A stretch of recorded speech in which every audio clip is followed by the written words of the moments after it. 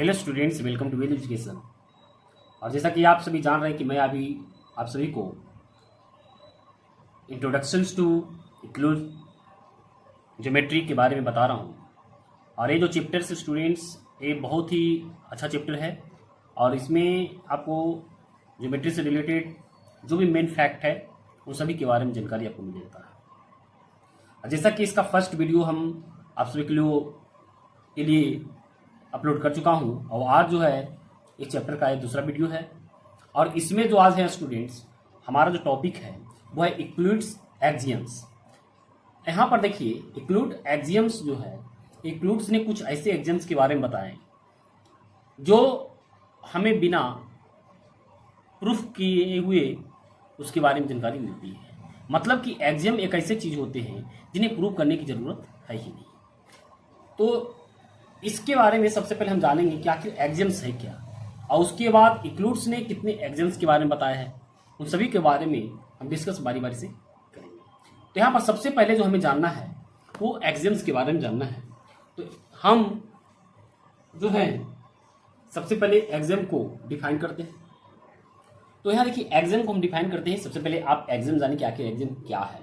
तो ये कहता है कि यह रूल और principle, a rule or principle that most people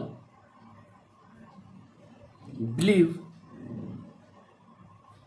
to be true। यानी कहने का अर्थ है कि एक ऐसा रूल या प्रिंसिपल जिस पर लोगों का ऐसा बिलीव है कि वो सत्य है, तो वही एक्सियम्स होता है। साथ ही साथ इसे ये भी कह सकते हैं कि also it is a self evident truth. मतलब कि ये स्वयं सत्य सिद्ध है, इसे किसी भी प्रकार की प्रूफ की जरूरत है नहीं। तो लिखेंगे कि डेट रिक्वायर्स नो प्रूफ। मतलब ये किसी प्रकार की प्रूफ का रिक्वायरमेंट नहीं करता है, क्योंकि ये अपने आप में ही क्या होता है, सत्य होता है। उसी चीज को हम क्या कहते हैं, एक्सियम्स कहते हैं। अब यहाँ पर हम कुछ एक्सियम्स लिखेंगे जिससे आप अच्छी तरह से समझ जाइएगा कि आखिर एक्सियम अपने आप में किस प्रकार से वो सत्य है और उसे किसी प्रकार की प्रूफ की जरूरत नहीं है। यहाँ पर यूक्लिड्स ने जो कुछ एक्सियम बताए हैं उनके बारे में हम डिस्कस करते हैं। तो सबसे पहले ये जानना है कि आपके एग्जाम में जो है इस यूक्लिड्स एक्सियम से रिलेटेड कुछ क्वेश्चन पूछे जाते हैं। उसमें आते हैं कि 2 या 3 एक्सियम्स को लिखें जो यूक्लिड्स ने दिया है। तो आप इस वीडियो को पूरा देखिए, और यदि अभी तक इस वीडियो को लाइक नहीं किए तो लाइक करिए, साथ ही साथ इस चैनल को सब्सक्राइब नहीं तो सब्सक्राइब कर दें, साथ ही साथ बेल आइकन को भी दबा दें, जिससे हमारी आने वाली सभी वीडियो का नोटिफिकेशन आपको अच्छी तरह से मिलता रहे और कोई भी वीडियो आप मिस न करें। आइए, तो यहाँ पर हम जो अगला जो पॉइंट है वो हम यूक्लिड्स एक्सियम्स को जानते हैं। और यूक्लिड्स एक्सियम जो हैं जितने भी मोस्टली हैं उसे हम यहाँ पर बताने की कोशिश कर रहे हैं। तो यहाँ पर देखिए स्टूडेंट्स, जो पहला एक्सियम्स है और उसमें इन्होंने कहा है कि things which are equal to the same things are equal to the one another. यानी कि यहां पर कहने का अर्थ यह है कि वस्तुएं, कोई भी ऐसे थिंग्स जो उसी प्रकार की वस्तु के इक्वल हैं, वो ऐसे थिंग जो सेम उसी प्रकार के थिंग के इक्वल हैं, तो वो दोनों आपस में क्या होंगे, इक्वल होंगे। यानी कहने का यहाँ पर सीधी सीधी एक बात है कि जैसे आप एक ही प्रकार के आप 2 पेन ले लीजिए और वो दोनों पेन को आप देखिएगा तो दोनों आपस में क्या लगेगा, एक जैसा लगेगा। जब दोनों एक जैसा यदि 2 वस्तु है तो आपस में दोनों जो है एक दूसरे के इक्वल होते हैं। अब देखिए दो पेन आप लिए एक ही जैसा के, तो दोनों पेन एक दूसरे के क्या होंगे, इक्वल होंगे, लेंथ में, ब्रेथ में, हाइट में। आप किसी प्रकार से उसे देखेंगे तो वो हर एंगल से आपको इक्वल ही देखेंगे। तो यही है आपका एक्सक्लूड्स का पहला एग्जाम्स। दूसरा एग्जाम्स इन्होंने कहा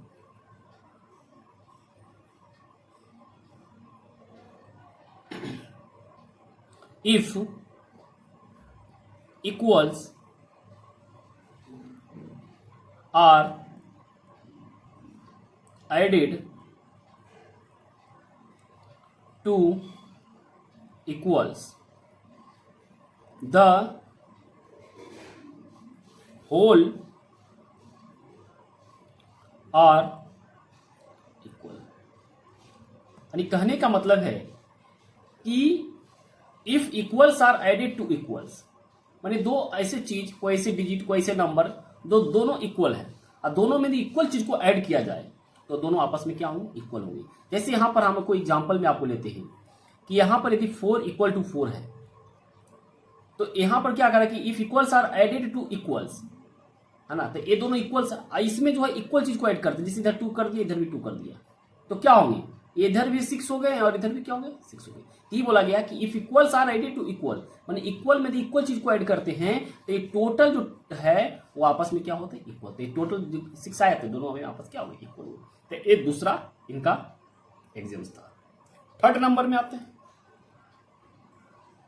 थर्ड नंबर में इन्होंने कहा कि इफ इक्वल्स आर सब्ट्रैक्टेड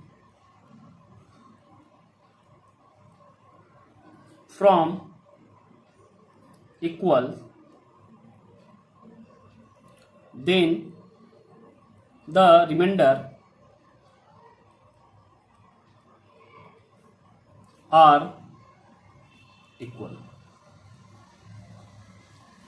यानी कहने का तात्पर्य है इस स्टेटमेंट में कि if equals are subtracted from equals the remainders are equal.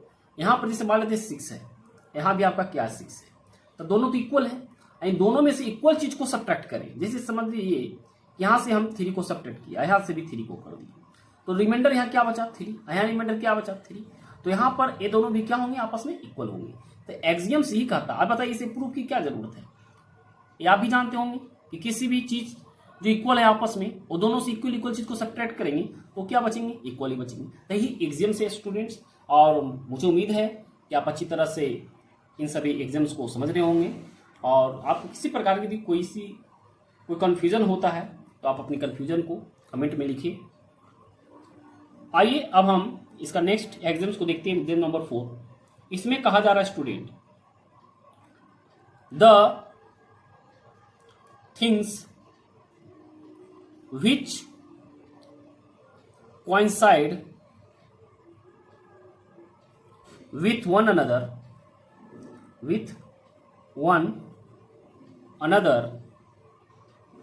are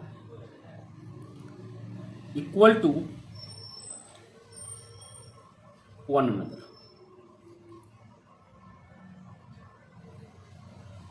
कहने का तात्पर्य है कि थिंग्स जो एक दूसरे के कॉन्साइड है, कॉन्साइड एक बड़ा है, बहुत ही अच्छा वर्ड है। कॉन्साइड का मतलब होता है कि दोनों का हर प्रकार से एक जगह रखने पर लेंथ, ब्रेथ, हाइट से वो इक्वल हो जाए।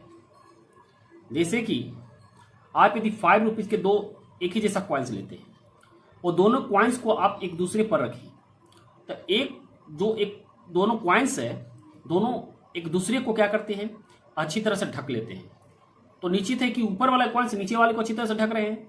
यदि उसे उलट देते हैं तो फिर नीचे वाला कॉइन्स देखिए ऊपर वाले को क्या कर रहे हैं, ढक रहे हैं। तो इस प्रकार से वो दोनों क्या होंगे, आपस में कॉन्साइड कर रहे हैं। तो कॉन्साइड का मतलब ये हुआ कि दोनों आपस में क्या है, इक्वल है। जैसे एक 5 सेंटीमीटर के लाइन पर दूसरे 5 सेंटीमीटर की लाइन को हम क्या करते हैं, ड्रॉ कर देते हैं। तो वहां पर जो है एक लाइन दूसरी लाइन पर क्या कर जाते हैं, उसको ढक देते हैं। जब ढक दे रहे हैं तो मतलब वो क्या कर रहे हैं, कॉन्साइड कर रहे हैं। तो इस प्रकार से यहाँ पर कहा जा रहा है कि जो थिंग्स जो कॉन्साइड होते हैं एक दूसरे के, वो आपस में बराबर भी होते हैं। तो ये आप अच्छी तरह से समझ रहे होंगे। इससे आगे का जो है हम देख रहे हैं exams 5, the whole is greater than part. अगला जो आपका एग्जाम्स है इसमें कहता है कि the whole is greater than the part. यानी कहने का अर्थ है कि कोई भी चीज जो अपने आप में पूरा है वो उस पूरे पार्ट का क्या होता है, उस पूरे पार्ट से हमेशा बड़ा होता है। जैसे आप एक रोटी की बात करते हैं, सिंपल सी बात, तो ये आप रोटी या ब्रेड की बात करते हैं, तो ब्रेड एक ब्रेड का कोई भी पार्ट ले लीजिए तो हर एक पार्ट से वो ब्रेड क्या होता है, हमेशा बड़ा होता है। तो इस प्रकार से आपको समझना है कि किसी भी पूरे चीज का आप कितनों भी पार्ट को ले लेंगे, कितना भी पार्ट का ले लें, जैसे 1/4 ले लें, 1/3 ले लें, 2/3 ले लें, या 5/6 ले लें, कोई भी ऐसा पार्ट ले तो हमेशा वो क्या होगा, पूरा से कम ही होगा। और पूरा वाला जो पार्ट होगा हमेशा पार्ट से क्या होगा, बड़ा होगा। तो इस चीज को हमेशा माइंड में सेट रखें स्टूडेंट। नेक्स्ट अब है एग्जाम 6, और 6 एग्जाम में कहा गया है कि things which are double of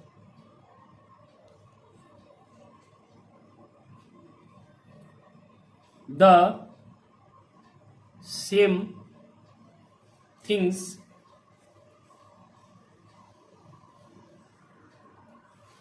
are equal to one another. यानी यहां भी सेम चीज है कि things which are double of the same things are equal to one another. मैंने ऐसी चीज थिंग्स जो वो सेम थिंग्स के डबल है तो क्या होंगे, आपस में इक्वल होंगे। यहां पर जैसे हम कह देते हैं कि 4 = 4 है, इसका डबल कर देते, लीजिए दोनों साइड, तो आपस में ये दोनों क्या होंगे, दोनों इक्वल होंगे ना। 8 = क्या हो जाएगा, 8 हो जाएगा। तो बात यहां पर साफ यही कहा गया था। तो उम्मीद है स्टूडेंट्स कि आपको ये जो मेरी तरफ से जो एग्जाम्स बताया गया इंक्लूड्स का, ये आपको अच्छी तरह से क्लियर हो पाया होगा। और साथ ही साथ आप यदि मेरे चैनल को सब्सक्राइब अभी तक नहीं किए हैं तो सब्सक्राइब कर दें। और इसके बाद का जो मेरा वीडियो होगा स्टूडेंट्स, वो इंक्लूड्स पोस्टुलेट पर होगा। और मेरा हर एक वीडियो को आप देखें, वीडियो को लाइक करें, वीडियो को शेयर करें, जिससे आपको ज़्यादा से ज़्यादा स्टडी का एक अच्छा मौका मिले और साथ ही साथ आप दूसरों को भी मदद कर सकते हैं। तो स्टूडेंट्स, वीडियो को पूरा देखने के लिए आपको बहुत बहुत धन्यवाद। जय हिंद, जय भारत।